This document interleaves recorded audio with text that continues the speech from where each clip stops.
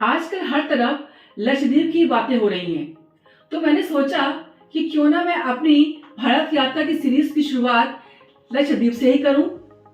तो चलिए शुरू करते हैं लक्षद्वीप की यात्रा और जानते हैं कि सबसे पहले इसकी हिस्ट्री के बारे में। लक्षद्वीप के इतिहास को जानना किसी खजाने को खोजने से कम नहीं है, क्योंकि अरब सागर ने इन द्वीपों को अपने अंदर छुपा रखा था। 16वीं शताब्दी से पहले लक्षद्वीप को कोई नहीं जानता था, लेकिन केरल के अंतिम राजा राम कुलशेखर, जिन्हें हम चेरामन पेरुमल के नाम से भी जानते हैं, उनकी वजह से लक्षद्वीप का पता लगता है। वह कैसे, चलिए जानते हैं। राजा पेरुमल इस्लाम धर्म धारण करते हैं और अपने अरब मित्रों के कहने पर मक्का के लिए निकल पड़ते हैं, वो भी बिना बताए। अब उनको खोजने के लिए कि राजा साहब कहां चले गए, कई खोजकर्मी और कन्नूर के राजा भी निकल पड़ते हैं अपनी अपनी नौकाएं लेकर के। तभी समुद्र में एक भयानक तूफान आता है और सभी की नौकाएं तूफान से टकरा जाती हैं। अब राजा कन्नूर की नाव टकराकर बंगाराम पहुंचती है। जब मौसम सही हो जाता है तो वह अपनी नाव को ठीक करके राजा अपनी राजधानी लौट आते हैं। रास्ते में उन्होंने बहुत सारे द्वीपों को देखा था, इसलिए वह आने के बाद कुछ नाविकों और सैनिकों को द्वीपों पर भेजते हैं।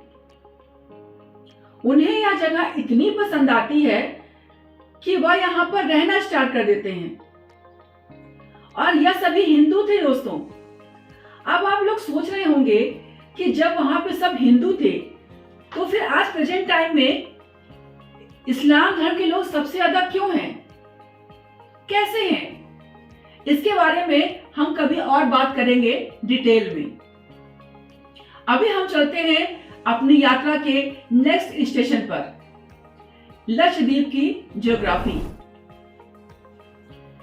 इसके आसपास के एरिया की बात करें तो लक्षद्वीप के नॉर्थ में कर्नाटक, ईस्ट में केरल, साउथ में और वेस्ट में सिर्फ समुद्र है। आप लक्षद्वीप के डिस्ट्रिक्ट की बात करें कि यहाँ पे कितनी डिस्ट्रिक्ट है, तो बस एक ही डिस्ट्रिक्ट है, कवराती, जो इसकी राजधानी भी है। लक्षद्वीप 36 द्वीपों का समूह है जो अरब सागर में स्थित है, जिसमें से सिर्फ 10 ही रहने के योग्य हैं। इनमें से मेन है कवराती, अगाती, मिनिकॉय, एंड्रोट, कल्पेनी, आमिनी, कदमत और किल्टन। लक्षद्वीप की लिटरेसी की बात करें तो इसकी लिटरेसी है 92.28%। यह द्वीप 32 वर्ग किलोमीटर के क्षेत्र को कवर करता है। इसमें एंड्रोट सबसे बड़ा आबाद द्वीप है और केरल के सबसे करीब भी है। यह सबसे छोटा यूनियन टेरिटरीज है इंडिया का। लक्षद्वीप केरल उच्च न्यायालय के अधीन आता है। यहाँ का जो क्लाइमेट है वो ट्रॉपिकल है, जिसमें coconut palm, breadfruit tree, coral reef यहाँ के मेन फीचर्स हैं। लक्षद्वीप फर्स्ट यूनियन टेरिटरीज है जो कि 100% ऑर्गेनिक फार्मिंग करता है। किसी भी टाइप के सिंथेटिक फर्टिलाइजर और पेस्टिसाइड को यूज नहीं करता, जिससे यहाँ का फूड सबसे सेफ है। लक्षद्वीप की जो सॉइल है वह रेतीली है, जो मूंगे से प्राप्त होती है। लक्षद्वीप का जैव विविधता बहुत अधिक है, जिसमें लगभग 600 प्रजातियों की मछलियां हैं, 78 प्रजातियों के कोरल और 82 प्रजातियों की शैवाल है।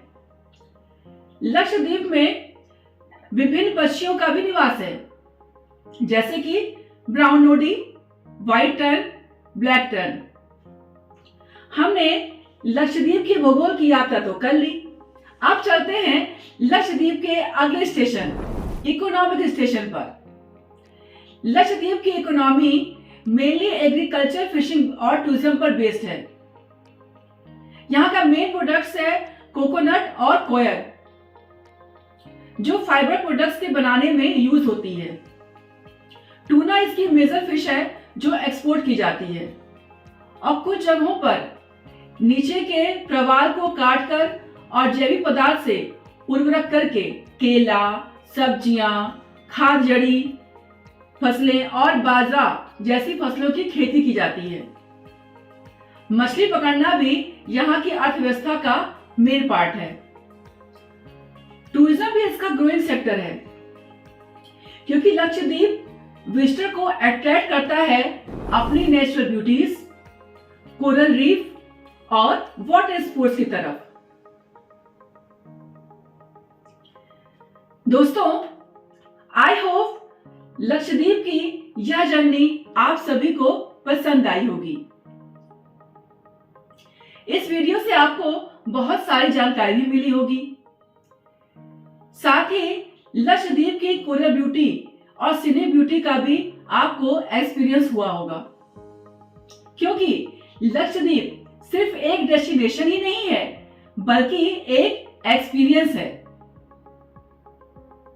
दोस्तों, अगर आपको यह वीडियो पसंद आया होगा तो प्लीज इस वीडियो को ज्यादा से ज्यादा शेयर करें, सब्सक्राइब करें, लाइक करें और कमेंट करें, क्योंकि इससे हमें नए वीडियो को बनाने की ताकत मिलती है।